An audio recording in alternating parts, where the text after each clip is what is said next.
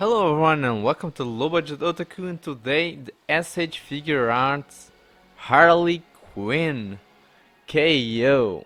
Now, I got this. Actually, I was not going to get this, but I had a hand that was going to come from the Carnage figure that I reviewed a while ago. It was missing, and the seller told me, oh, if you buy another figure, I'll send the hand with the figure. So I did. The hand never came. The hand never came. Now, Follow me. but I'll about the cover you. figure itself. Now, actually, this doesn't say SH Figure Arts anywhere. So, but it says Bandai. The box is very little. I was actually surprised. I was expecting a bigger box.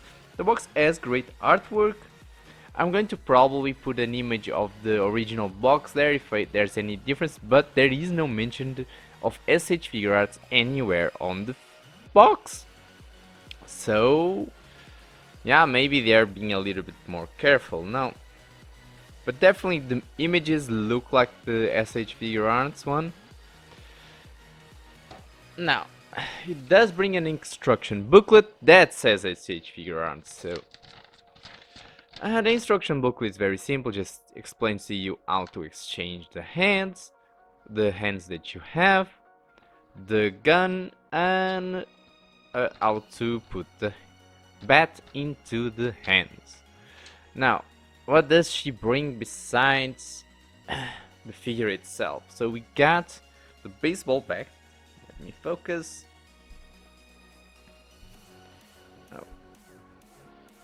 Really, this application that I'm using is not the best in focus, but it allows me to use an external microphone. So this connects here very easily. Please come on, focus on that bat. Okay, so it doesn't want to focus because it detects things. So I'm probably going to have to do like this, so it focuses on where I want it to focus. Okay, much better. So it's not bad. Some of the lettering seems a little bit crooked. We have the markings, and there's a small smudge of these markings there, but it is not too egregious. Now the connection here is not the best. So yeah, it is a KO bat. What do you expect? Now, the gun is actually.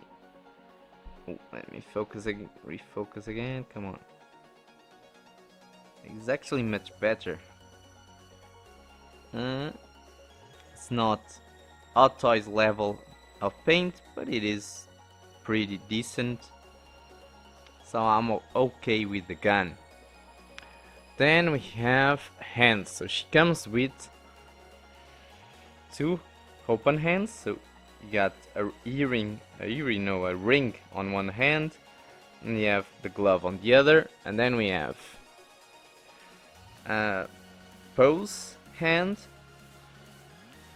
The painting is pretty much okay, and we have a grabby hand for the bat. Again, the paint is okay. And then we got another pose hand with the ring for the right hand, one for the baseball bat, and one for the gun. So 7 hands in total. And then we have the faces. Normally this is where SH Figure Art clones ruin, but this actually is pretty decent. Now one thing is the bangs don't seem to be perfectly like they were in the SH Figure Arts original, but the face is pretty okay. It's not the same. You can tell that it is not as good as the original. Now that I look closer, it is a little bit off, but it's not the worst faces that I've seen so far. Let me see the other ones. This one is probably the best, I think. It's the one that looks more like Margie Robbie, but it is not the same, of course, as the one in the box. And then we have this face. This face looks terrible. And you're probably thinking, why does it look terrible? Well, the lip itself is not painted, and neither are the teeth. So actually I'm going to have to mod this face so that she has teeth and an upper lip. But it is not as that bad. It is just not as good. So yeah, overall the faces are not terrible, but they are not the same as the original. They still look like the character most of the time. Now for paint issues. I have some small smudges, but nothing too egregious on the front. There's like here, like the paint is not completely done. The jacket itself is actually very well done. Don't see any major problems with it. So are the shorts. The leggings are also very well done. The tattoos also, for the most part, create the effect. Even the boots are actually really well done. There's not that much paint problems on this figure, and I'm pleasantly surprised. The biggest issue, of course, is that head that I've shown you before. But overall, the paint and detail on the figure are not bad. They are not, of course, in the level of an original, but they are not too bad for the standards of these KOs. Gotta say, while editing the video, I think now I got a worse opinion on the faces. I think they actually look worse than they originally looked to me. I don't know. Tell me your opinions in the comment section below, if they are not that bad or if they are completely garbage. So quickly, changing heads is very easy. The peg is not too tight. So for example, compared to a lot of other figures, it is much easier to exchange the heads.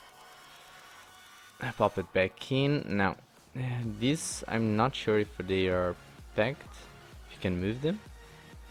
It looks like I should be able to move these hair pieces. Yes, they are hinged, so you can adjust them and move them around.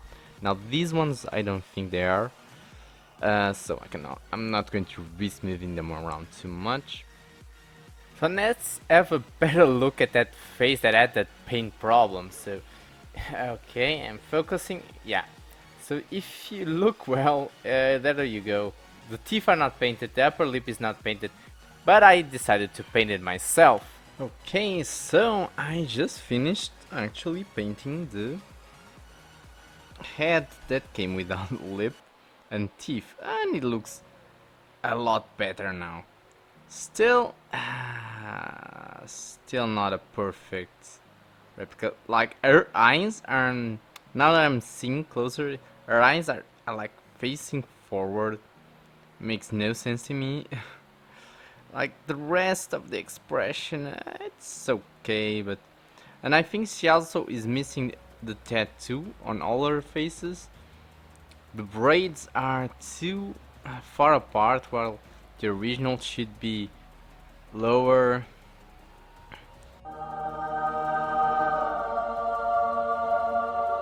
And now comes the interesting part. Let your fingers get in there and okay, have a so good old articulation time. So we got that ball peg in the head, and I believe another ball peg below, and I think this is just a floating piece around the head. So she can look down this far, up this far, she can tilt side to side, full swivel. Again, these little parts are pegged, so it can rotate and you can adjust as you want. Now the shoulders are in a system very similar to Figma, so it's a ball peg to a ball hinge, I believe. Yes, you can swivel on the top. Now the articulation is not loose, so I'm actually very happy with it. Here they actually, for the elbow, use a very similar system that Figma uses, just a simple hinged knee instead of the double hinge, for example, that Thanos brought, and you have a ball hinge in the wrist. very fragile, be careful with that joint. Now here I believe we have a ball joint on top and a ball joint here, maybe. I'm trying to see, let's see if I can pop this off. Yeah, it is. It didn't pop it off, but it is a ball joint. So ball joint, and gives you a good crunch and a good arcing back. Not too much reveal of any spaces, so I like that. She can tilt side to side, and she can swivel all of these joints. Now here I believe it is a triangular so ball peg, here and a ball peg for each of the legs, exactly. So very similar again to what Figma uses. You have a decent spread, amazing kick forward, amazing kick back. She is very, but you do get a lot of gaps if you do like that. Very well sculpted butt again. And then we have again a very similar to Figma hinge in the knee, and for the feet I believe is also a hinge. Now the feet articulation is disappointing because you don't have any toe bend, and it's not easy to pivot, but you can pivot the foot. So the articulation itself is very decent on the figure, very similar to what Figma does. So it's different style of articulation that, for example, we got with Thanos. The more I look at this figure, the more problems I find. It's not just the faces, some details on the jacket itself don't really hold up to scrutiny at all, like the zippers, the t-shirt effects themselves, like the ones where it should be seeing the skin, are not that well done. It is a bit disappointing. It's in a vacuum the figure does not look that bad, but compared to the original it lacks a lot behind.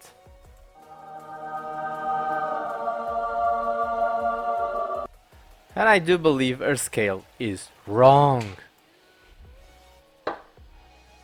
Figma John the Hark from Fate Grand Order. Figma Matoko Kusanagi from Ghost in the Shell Standalone Complex. Amazing Yamaguchi Revoltech Vasta Stampede from Trigun. SA Figuarts Thanos from Avengers Infinity War. And of course Figma Ram. Unfortunately, I will not be giving this figure my low budget otaku seal of approval. It's not that the figure is bad, but there is a huge gap between the quality of this figure and of the original. And if I were you and you're a huge fan of the character, maybe think about getting the original, because I don't think she's really that expensive. But hey, if you're on a budget and you really don't care that much, she doesn't look that much as Margie Robbie, maybe it's a nice figure. It is solid, it's not that the articulations are bad, and she overall is a decent looking figure.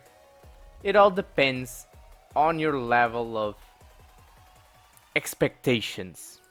I hope you guys enjoyed the review. If you did, don't forget to leave a like. If you're new to my channel, think about subscribing and helping me reach 1000 subscribers, and hit that little bell icon never to miss another video again. See you next time. She got a great ass!